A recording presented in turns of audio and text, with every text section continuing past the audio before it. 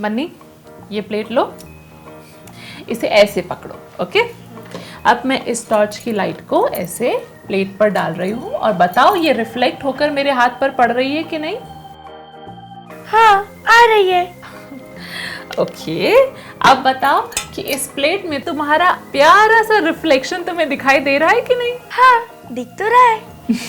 Okay, अब मैं इस टॉर्च की लाइट को दीवार पर डाल रही हूँ और इस प्लेट को मैं इस टॉर्च के सामने लेकर आती हूँ। अब तुम मुझे बताओ, क्या टॉर्च की लाइट दीवार पर पड़ रही है?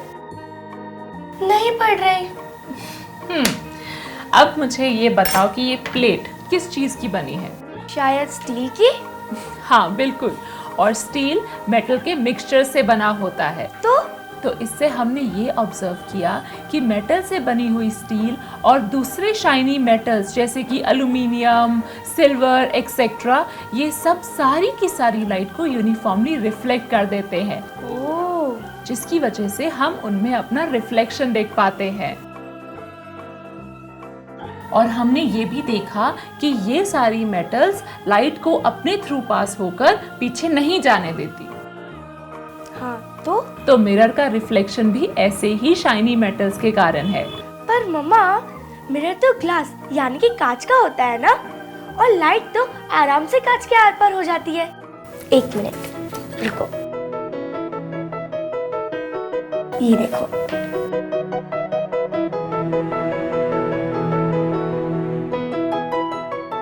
ऐसे? हाँ, पर अगर हम कांच पर किसी शाइनी मेटल की पॉलिश कर दें, जैसे कि एल्यूमिनियम या सिल्वर की, तो वो लाइट को कांच के थ्रू पास नहीं होने देते, बल्कि यूनिफॉर्म तरीके से रिफ्लेक्ट कर देते हैं। तो क्या मिरर के ऊपर शाइनी मेटल की पॉलिश होती है? नहीं, मेटल की शाइन को मेंटेन करने के लिए हमें उन्हें पानी, धूल, मिट्टी इन सब से बचाना पड़ता है। लेकिन अगर हम कांच के ऊपर मेटल की पॉलिश कर देंगे तो हम उसकी शाइन को धूल, मिट्टी, पानी से बचा नहीं पाएंगे। तो इसीलिए हम मिरर के ऊपर नहीं, नीचे पॉलिश करते हैं, जिस वजह से लाइट मिरर की थिकनेस को क्रॉस करने के बाद रिफ्लेक्ट होती है। अच्छा, पर फिर क्या पीछे वाली पॉलिश खराब नहीं होती? उसको भी तो धूल, मिट्टी, हवा, पानी से बचाना होता है ना? नहीं, ये जल्दी खराब नहीं होती है, क्योंकि मिरर के पीछे का हिस्सा तो किसी न किसी चीज से कवर्ड ही रहता है। जैसे ड्रेसिंग टेबल का मिरर आगे से कांच और पीछे से लकड़ी की वजह से पूरी तरह से कवर्ड रहता है, जिस कारण मेटल पॉलिश कांच और लकड़ी के बीच में सैंडविच होकर बची रहती है। इस आईने के राज बहुत गहरे हैं। बड़ी सूझबूझ और समझदारी के साथ बनाया है इंसानों ने मुझे। ओके मम्मा, अब समझे मिरर को। उसका रिफ्लेक्शन मेटल के कारण है, जो कि सारी लाइट को यूनिफॉर्मली रिफ्लेक्ट कर देता है। पर मम्मा, मुझे अभी भी ये समझ में नहीं आया कि ये वॉल या सीलिंग का रिफ्लेक्शन मिरर के रिफ्लेक्शन से अलग कैसे है? आपने कहा था कि व्हाइट कलर की वॉल या सीलिंग भी सारी लाइट को रिफ्लेक्ट कर देते हैं। हाँ, व्हाइट वॉल और सीलिंग भी मिरर की तरह सारी लाइट को रिफ्लेक्ट तो कर देती है, पर यूनिफॉर्मली तरीके से नहीं। यूनिफॉर्मली नहीं मतलब? ये मैं तुम्हें इन प्लास्टिक की शीट से समझाती हूँ। ओके। अब तुम एक काम करो, अपना हाथ यहाँ पे रखो। हाँ। अब मैं ये टॉर्च की लाइट तुम्हारे हाथ पर मार रही हूँ, तो जरा मुझे ये बताओ कि क्या ये लाइट प्लास्टिक की शीट से क्रॉस होकर तुम्हारे हाथ पर पड़ रही है कि नहीं? हाँ, पड़ रही है। अब अपना हाथ इस शीट के इस तरफ लेकर आओ। इस साइड? इस साइड, हाँ। अब बताओ, थोड़ी सी लाइट रिफ्लेक्ट होकर तुम्हारे हाथ पे आ रही है कि नहीं? पड़ रही है। हाँ, तो इसका मतलब ये हुआ कि ये शीट थोड़ी सी लाइट को रिफ्लेक्ट भी कर रही है और थोड़ी सी उसके आर पार भी जाने दे रही है। हाँ मम्मा, लाइट तो आर पार भी जा रही है और रिफ्लेक्ट भी हो रही है। हाँ, अब हम एक काम करते हैं, ये सारी शीट्स को एक के ऊपर एक पाइल बनाते हैं। तुम तब तक जरा ये प्लेट हटाओ। ओके।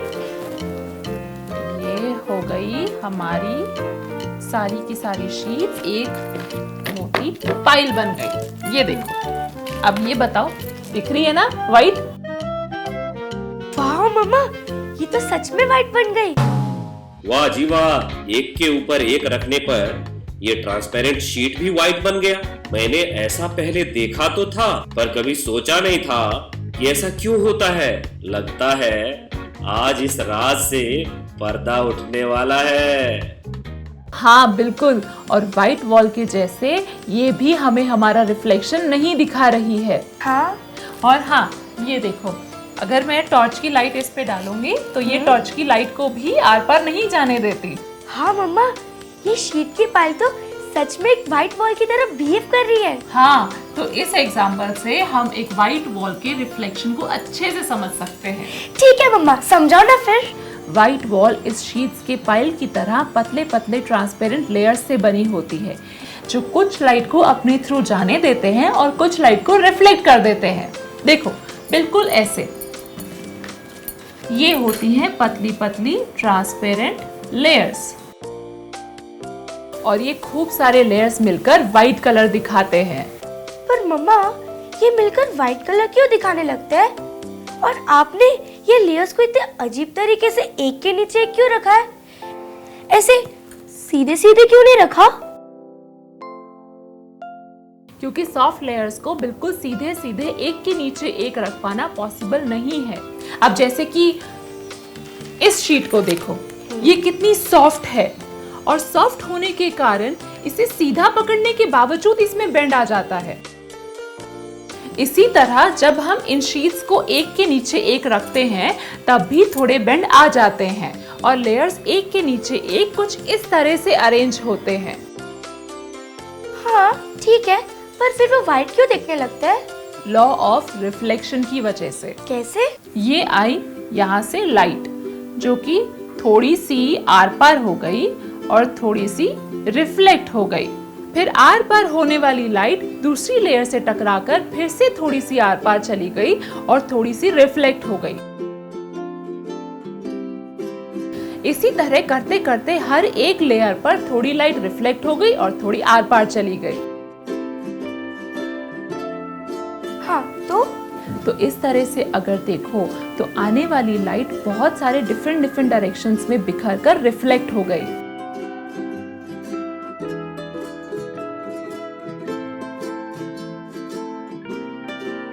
हाँ, इसी तरह आने वाली सारी लाइट दीवार या शीट्स की पाइल से टकराकर हर तरफ फैल जाती है। तो अगर देखा जाए तो आने वाली सारी की सारी लाइट रिफ्लेक्ट तो हो गई, पर यूनिफॉर्म तरीके से नहीं, जैसे कि मिरर के केस में होता है। हाँ मम्मा, अब समझी कि आप क्यों कह रही थी कि मिरर यूनिफॉर्म तरीके से लाइट को रिफ्लेक्ट करता है और व्हाइट वॉल रिफ्लेक्ट नहीं करता है। Very good. मैं बता नहीं सकता कि ये सारे भेद जानकर मुझे कितनी खुशी हो रही है आज तो आपने आईने को भी आईना दिखा दिया मैडम।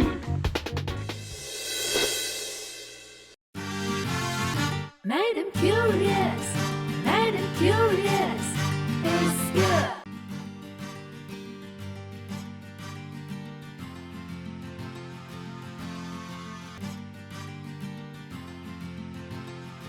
अरे वाह, ये तो मैंने कभी नोटिस ही नहीं किया। शीट्स ट्रांसपेरेंट है लेकिन उनका बंडल वाइट दिख रहा है। तो ये शीट और मेटल की प्लेट से हमने एक मिरर और एक व्हाइट वॉल के रिफ्लेक्शन में डिफरेंस को समझा।